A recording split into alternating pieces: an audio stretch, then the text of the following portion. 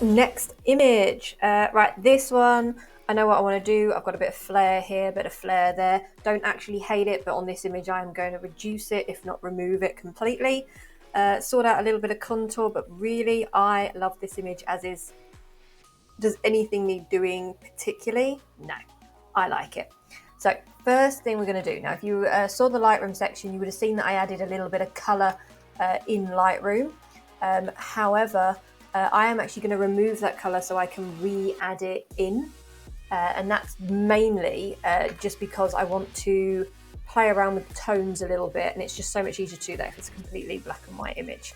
So first thing I'm doing, I'm just scanning around in case there's anything that needs removing. For example, that bit on the drawstring is annoying because it's reflecting, and let's see if we can take that section off there. That has worked, and it's also gone weird. Let's put that into there. There we go, that was odd. Content always stupid sometimes. And we take that. I'm going to take out these specks in the background because I'm only going to be darkening. I'm not going to be removing sections of it. Tiny little speck there. Most of this is all good. Okay, so first thing, Control U, pull the saturation down, leave it as is, totally fine. I know I've done my tones nice in Lightroom, happy with that. I'm then going to grab my burn tool, mid-tones 20%. I'm going to have protect tones off to start, and I'm just going to swipe up and down on here, and that has slowly, there we go, removed that flare. And I'm going to do the same on the other side. You probably can't even see the other side because it's so minimal. There we go, and that's given me a nice even grey background because it is grey.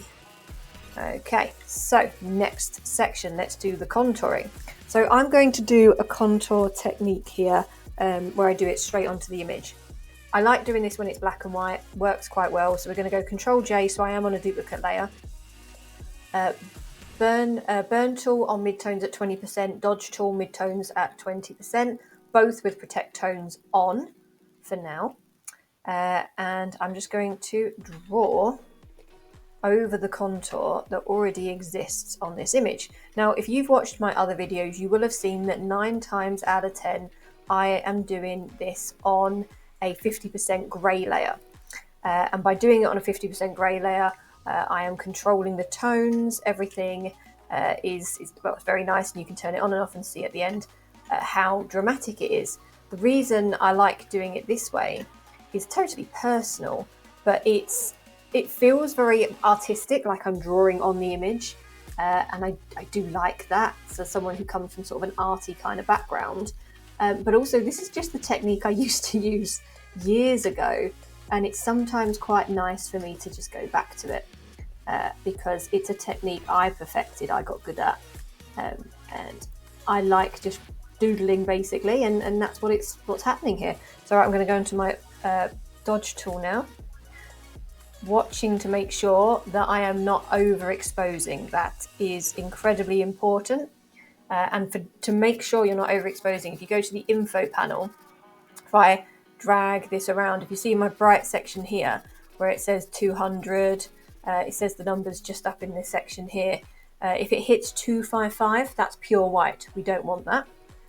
And if it hits 0, that's pure black. I don't think I have much pure black.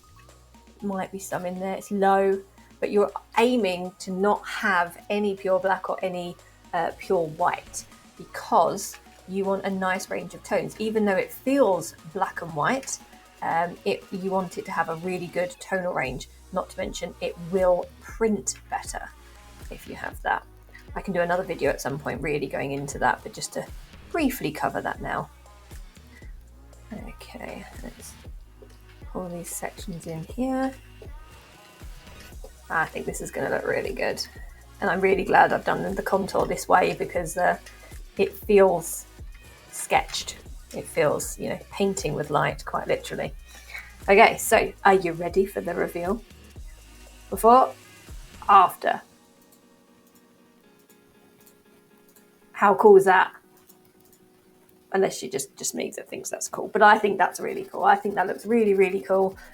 Loving the bit of contour. And if you think it's too much, you always can go onto your opacity and tone it down or up and blend it and find out where you want it. 9 times out of 10, I end up about 70%. Just sort of my happy place with it. Okay, so after that, I'm going to re-add the color. Now I'm going to add an adjustments layer, and we're going to go on color balance. Now we're not going to play with these dials. What we're going to do, we're going to change the tone to shadows. We want to add a color in the shadow, and then we're going to go to highlights and add the opposite. So in the shadows, I'm going to add some cyan and a little bit of blue. And in my highlights, I'm going to add yellow with a little bit of red.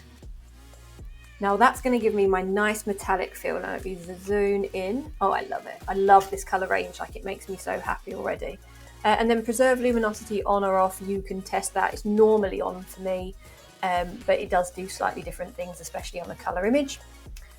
So I'm going to go back to my info and still checking that the luminosity hasn't thrown it over.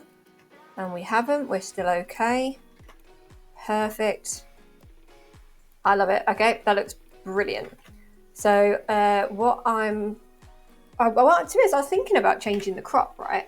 But I actually, yeah, it's confirmed. What I was going to do is just take a slither off the top, really. Just kind of, yeah, bring him into there. I don't really want to extend or anything. I think it just needed a tiny little bit coming off. But I love it. I think that looks really, really nice. There is our metallic feel, and I'm happy with that outcome.